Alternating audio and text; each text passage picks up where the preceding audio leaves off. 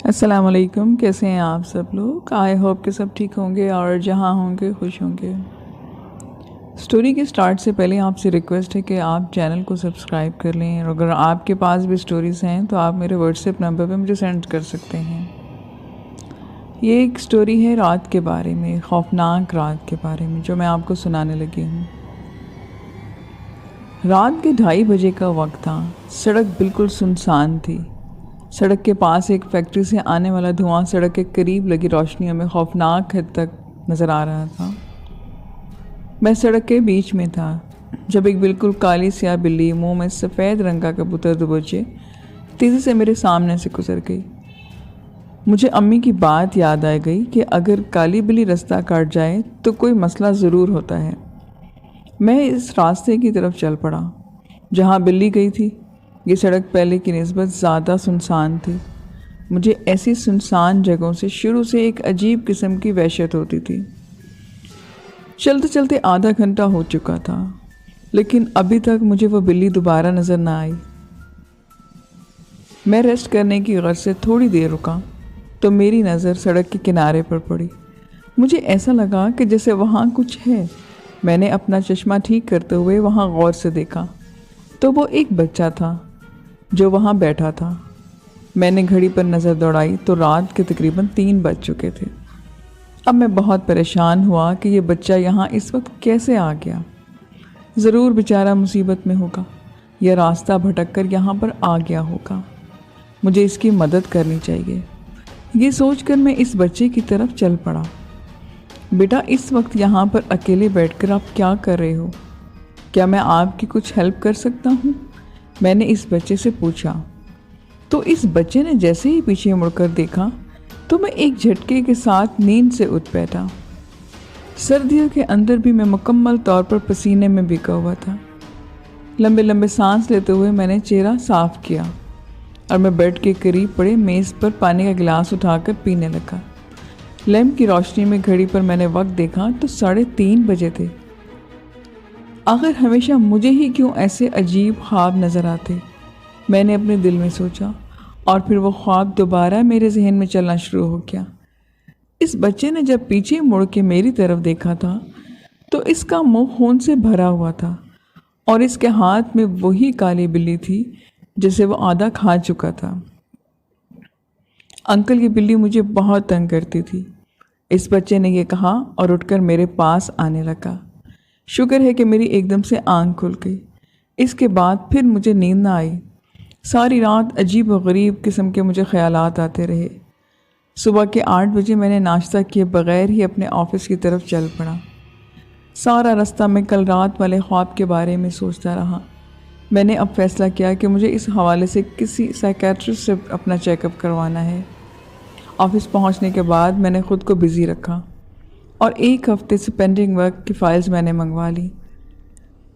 میں کافی غور سے ایک فائل پڑھ رہا تھا جب میری اسسٹنٹ آئی اور وہ کمرے میں آ کر بولی کہ کچھ فائلز ہیں جو آپ نے منگوائی تھیں۔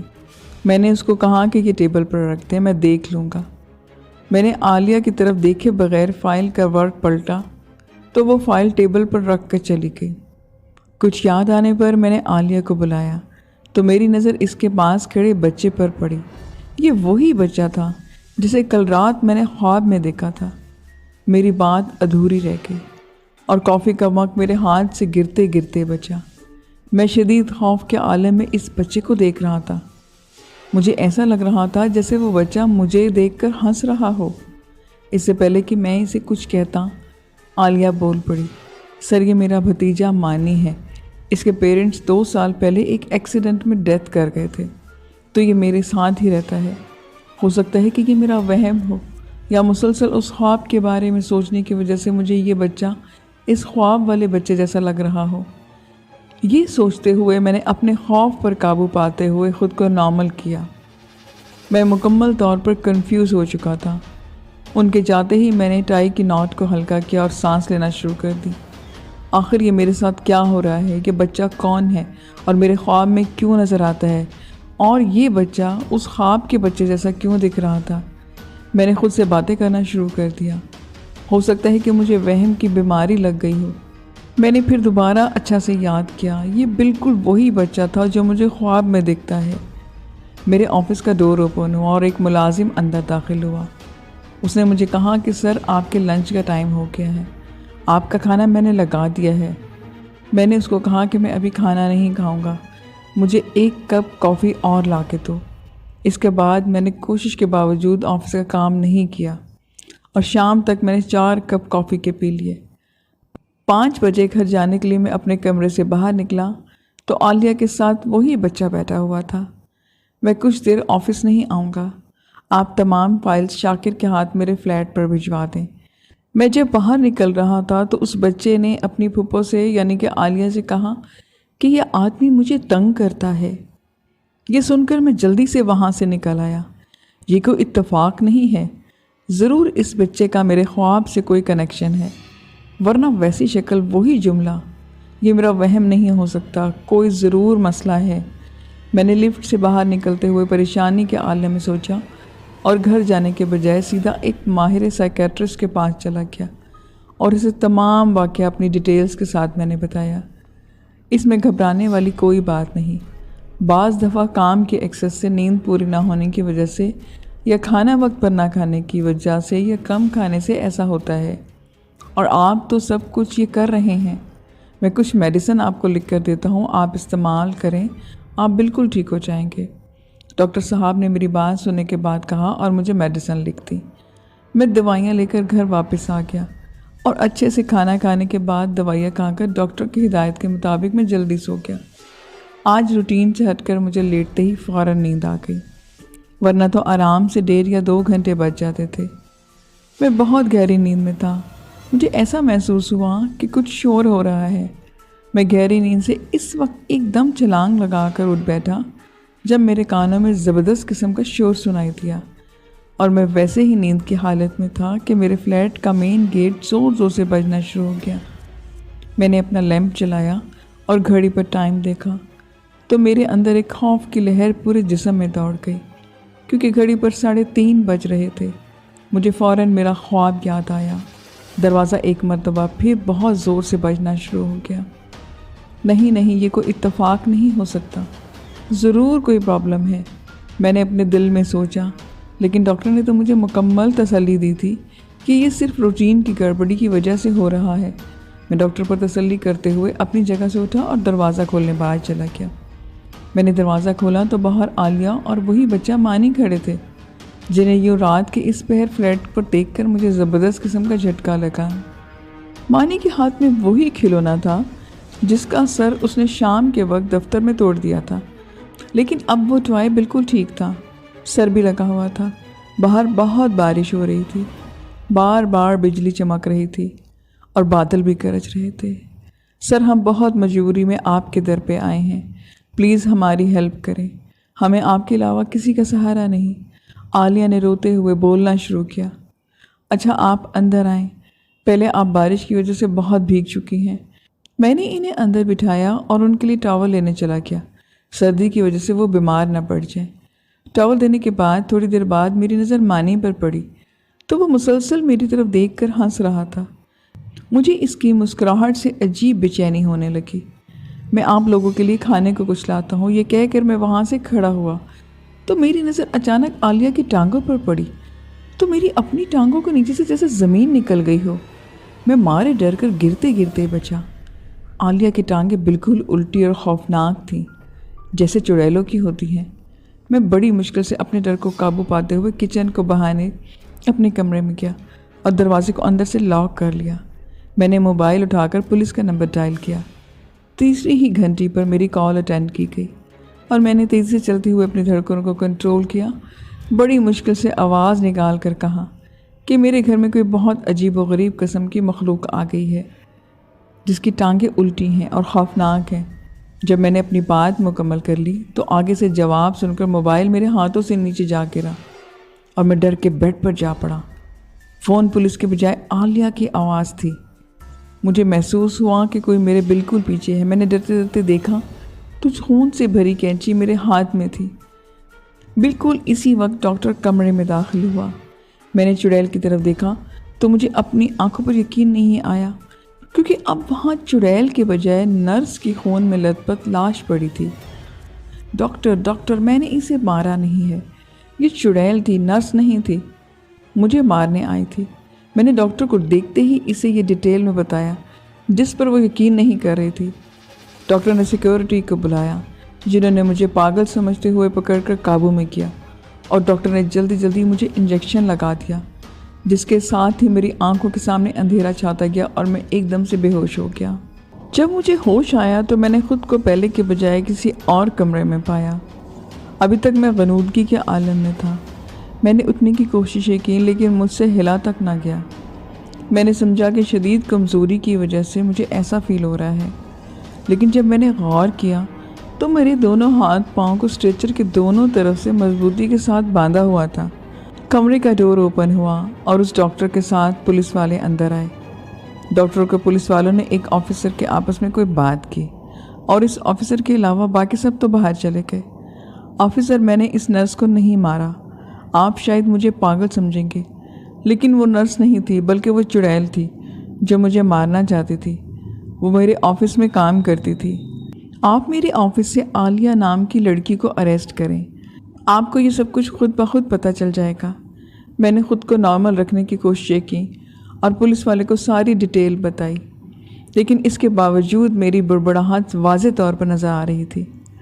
تقریباً 2 گھنٹے تک پولیس والا مجھ سے ڈیفرنٹ کویسچننگ کرتا رہا اور اس کے بعد وہ چلا گیا۔ مجھے تھوڑی سی ڈہارس بندی کہ اب عالیہ کو اریسٹ کرتے ہوئے ساری گتھی سلجھ جائے گی اور مجھے اس ذہنی نفسیاتی جسمانی اذیت سے چھٹکارا مل جائے گا۔ پھر تقریباً 1.5 گھنٹے کے بعد پولیس آفیسر دوبارہ آیا۔ اچھا، تو عالیہ کتنے عرصے سے تمہارے آفس میں بطور تمہاری پرسنل اسسٹنٹ کام کر رہی تھی؟ پولیس والے نے مجھ سے پوچھا۔ تقریباً 6 مہینے سے زیادہ عرصہ ہو گیا تھا اسے میرے آفس میں مختلف کام کرتے ہوئے۔ میں نے ابھی تھوڑی دیر کے بعد آپ کو ڈیٹیل بتائی تھی۔ آپ دوبارہ کیوں پوچھ رہے ہیں؟ اور عالیہ کہاں ہے؟ میں نے پریشانی کے عالم میں پولیس والے سے یہ بات پوچھی۔ آپ خود پاگل ہیں یا ہمیں پاگل بنانے کی کوشش کر رہے ہیں؟ وہ مجھ پہ اب چلا کر بولا۔ اب کی بار اس کے لہجے میں بہت سختی تھی۔ کیا مطلب ہے آفیسر آپ کا؟ میرا مطلب یہ ہے کہ آپ کے دفتر میں عالیہ نام کی کوئی بھی لڑکی کام نہیں کرتی، اور آپ کے پرسنل اسسٹنٹ کی سیٹ پر پچھلے 6 مہینے سے جو خالی ہے، نہ صرف بلکہ آپ اور آپ کے اسٹاف کے مطابق پچھلے کئی عرصے سے بہت عجیب و غریب قسم کی آپ حرکتیں کر رہے ہیں۔ اپنے آفس کے کمرے میں خود سے باتیں کرتے ہوئے پائے جاتے ہیں۔ اسسٹنٹ کی ٹیبل پر روزانہ آپ خود سے باتیں کرتے ہیں، اور آپ کے آفس اور گھر میں نشے کی گولیاں بھی ہم نے دیکھی ہیں۔ میں منہ کھولے سکتے کہ آلے میں پولیس آفیسر کی یہ سب باتیں سن رہا تھا، اور میرے ذہن کے کسی کونے میں یہ خیال آ رہا تھا کہ شاید یہ پولیس والا مجھ سے کوئی گھنانہ قسم کا مذاق کر رہا ہو یا میں کوئی خواب دیکھ رہا ہوں۔ لیکن اس وقت مجھے شدید حیرانی کا جھٹکا لگا جب پولیس والے نے مجھے CCTV کیمرے کی ویڈیوز دکھائیں جس میں میں روزانہ عالیہ کے ٹیبل پر پاس کھڑا عالیہ سے باتیں کرتا تھا، لیکن اب ویڈیو میں کہیں پر بھی عالیہ کا نام و نشان تک نہ تھا۔ اس کے بعد اگلے کئی منٹ تک پولیس والے مجھ سے مختلف باتیں پوچھتے رہے، لیکن میرا دماغ مکمل طور پر معاف ہو چکا تھا۔ مجھے پولیس والے کی کوئی بات سمجھ نہیں آ رہی تھی۔ ایک مرتبہ پھر میری آنکھوں کے سامنے سب کچھ دھندلاہٹ کا شکار ہو گیا، اور تھوڑی ہی دیر کے بعد تاریکی چھا گئی۔ آج آپ کو عدالت میں پیش کیا جائے گا، ڈاکٹر نے میری رپورٹس چیک کرتے ہوئے مجھے بتایا۔ سلطان صاحب، میں نے ایسا کیس پہلے کبھی نہیں دیکھا۔ میں آپ کو مشورہ دیتا ہوں کہ عدالت میں آپ کا وکیل جو کچھ بھی آپ سے پوچھے آپ نے اسے یہی جواب دینے ہیں۔ ڈاکٹر نے مجھے ڈیٹیل میں ساری کنڈیشن سمجھائی کہ آپ نے کیسے نمٹنا ہے، اور آپ کو یہ کہنا چاہیے کہ عدالت میں قبول کروں گا کہ میں پاگل ہوں۔ میں نے لاچارگی سے ڈاکٹر سے پوچھا کہ آپ کے اوپر قتل کا مقدمہ چل رہا ہے، اگر آپ یہ سب کچھ نہیں کرتے تو آپ کو 25-30 سال کی قید ہو سکتی ہے، یا ہو سکتا ہے کہ آپ کو پھانسی دے دی جائے، لیکن اس طریقے سے آپ کو عدالت کسی پاگل خانے میں بھیج دے گی جہاں پر کم از کم آپ جیل سے 1000 گنا بہتر زندگی گزار سکیں گے۔ لیکن ڈاکٹر، میں پاگل ہرگز نہیں ہوں، یہ سب کچھ مجھے نظر آتا ہے، مجھے ایسے ڈرانے خواب نظر آتے ہیں، مجھے عجیب عجیب قسم کی چیزیں نظر آتی ہیں۔ میں نے یہ سب باتیں ڈاکٹر سے روتے ہوئے کہا۔ آپ کی عدالت جانے کا وقت ہو چکا ہے۔ چند پولیس کے آفیسر کمرے میں آئے۔ स्ट्रेचर से बंधे हुए मेरे दोनों हाथ और पांव खोलने लगे। हथकड़ियाँ लगाकर मुझे हॉस्पिटल के कमरे से बाहर पुलिस की गाड़ी तक लाए। अदालत पहुंचने के 1 घंटे बाद मेरे केस की कार्रवाई शुरू हो गई। तमाम जवाबात मैंने अपने वकील के कहने के मुताबिक दिए। तकरीबन 1.5 महीने तक मेरा केस चलता रहा और बिलाखिर नफ्सियाती मरीज़ तस्वुर करते हुए अदालत ने मुझे एक पागल खाने में एडमिट करवा दिया। यहाँ पर जल्द ही मैंने ख़ुद को नॉर्मल माहौल में एडजस्ट किया। फिर उसी डॉक्टर ने मुझे अपना ज़ाती डॉक्टर बना लिया, जो हर हफ्ते मुझे कंप्लीट चेकअप के लिए आया करता था। इसके मुस्तकिल इलाज से मेरी तबीयत अब पहले से कहीं ज़्यादा बेहतर हो चुकी थी। मेरी रूटीन बहुत बेहतर थी, खाना पीना वगैरह मेरा टाइम पर था।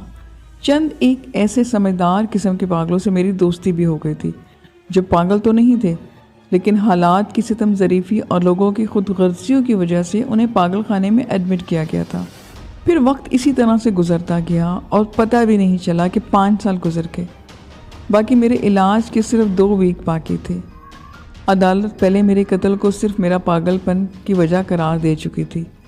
मुझे इलाज मुकम्मल होने के बाद रहा करने के हुक्म जारी किए गए। इस 5 साल के अरसे के दौरान मैंने अपनी ज़िंदगी में बहुत कुछ सीखा।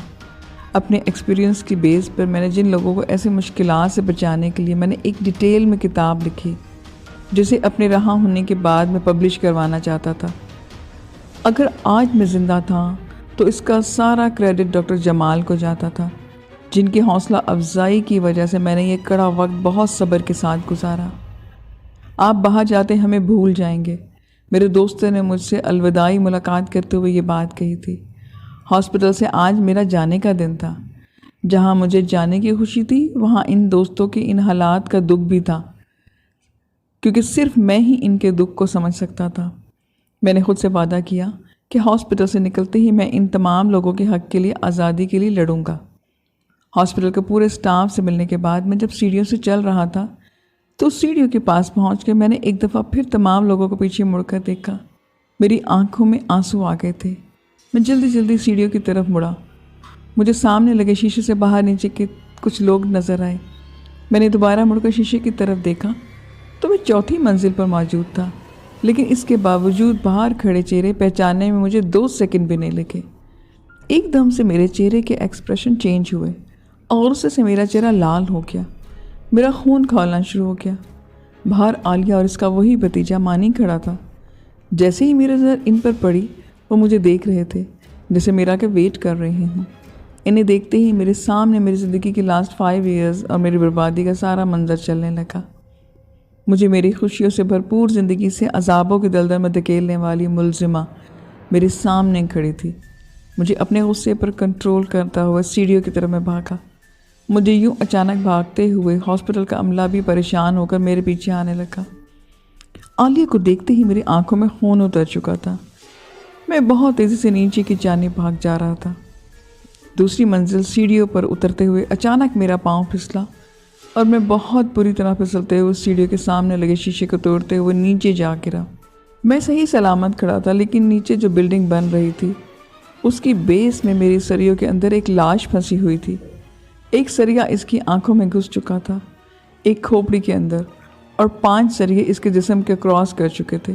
ये लाश मेरी ही पड़ी थी और ज़िंदगी से हमेशा हमेशा के लिए मैं आज़ादी हासिल कर चुका था। मेरी रूह उसके पास खड़ी थी। वक्त जगह की कैद से आज़ाद होकर अब मेरी रूह भटकती हुई सिर्फ उसका मकसद बर्बादी था। अब मैं हर जगह हर वक्त मौजूद हूँ।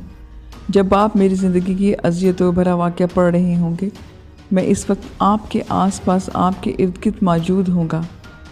लिसनर्स, ये आज की स्टोरी थी। आई होप कि आपको अच्छी लगी होगी। अच्छी लगे तो मुझे अपना फीडबैक ज़रूर दें। फिर नेक्स्ट वीडियो में मिलेंगे न्यू स्टोरीज़ के साथ। मुझे इजाज़त दें। खुदा हाफिज़।